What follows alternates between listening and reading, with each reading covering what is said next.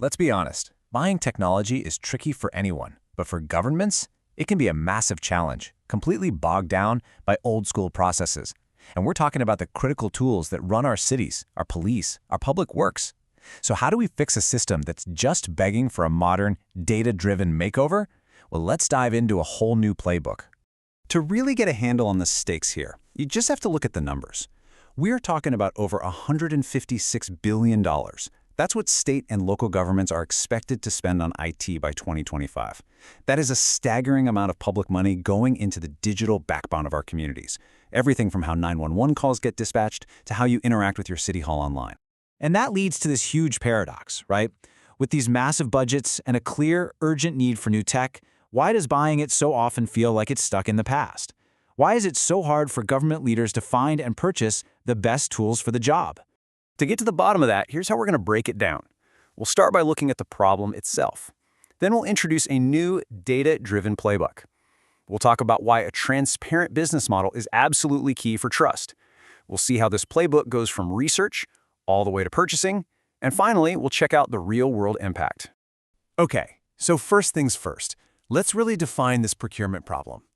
When you boil it all down, it's an issue of old, inefficient market intelligence. And when you look closer, you see the process is just full of hurdles.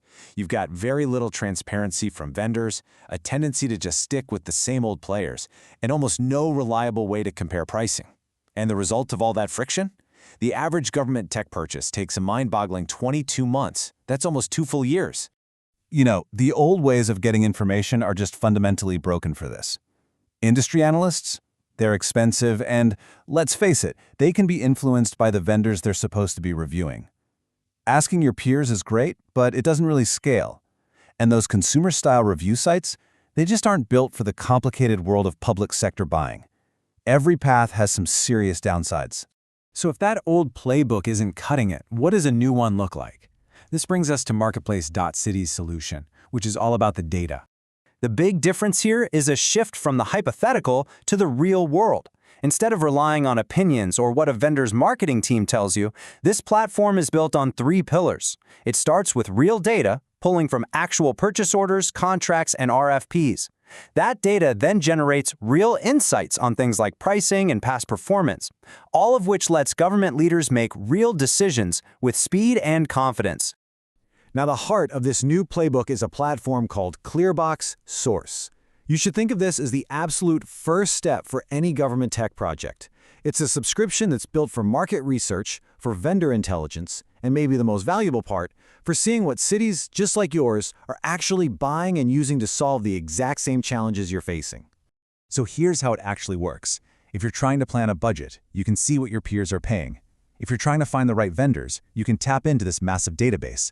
It even helps you understand the whole market before you write a single word of an RFP, and then validate pricing based on real contracts, not just a sales pitch.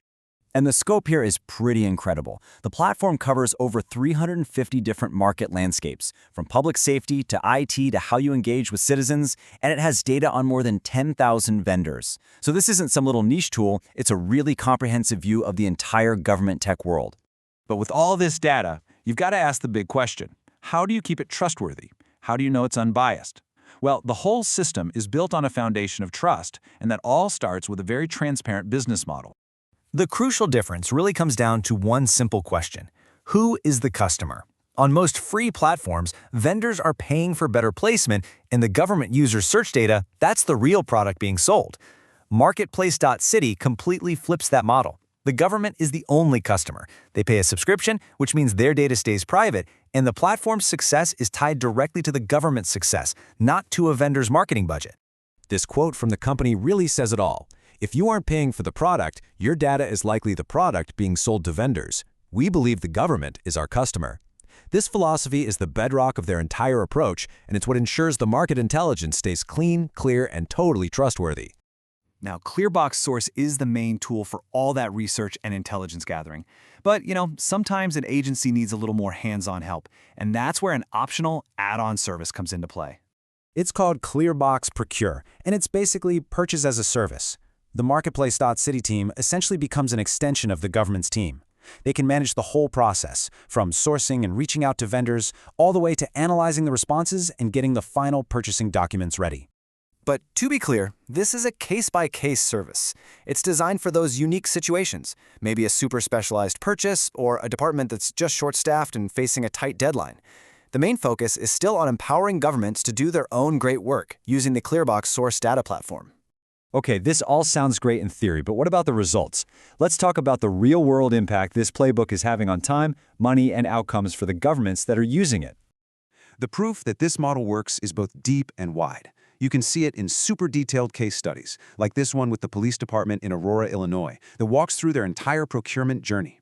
And you can also see it in just how many places are adopting it, with this rapidly growing map of cities and counties all across the U.S. that are turning to this new playbook.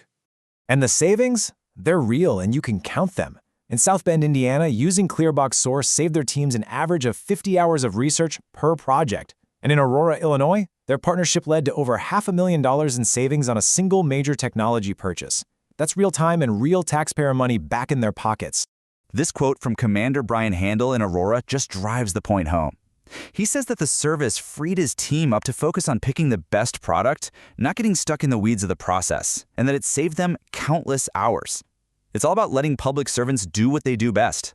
And this really brings us back to the big picture. What if this data-driven approach wasn't the exception, but became the rule?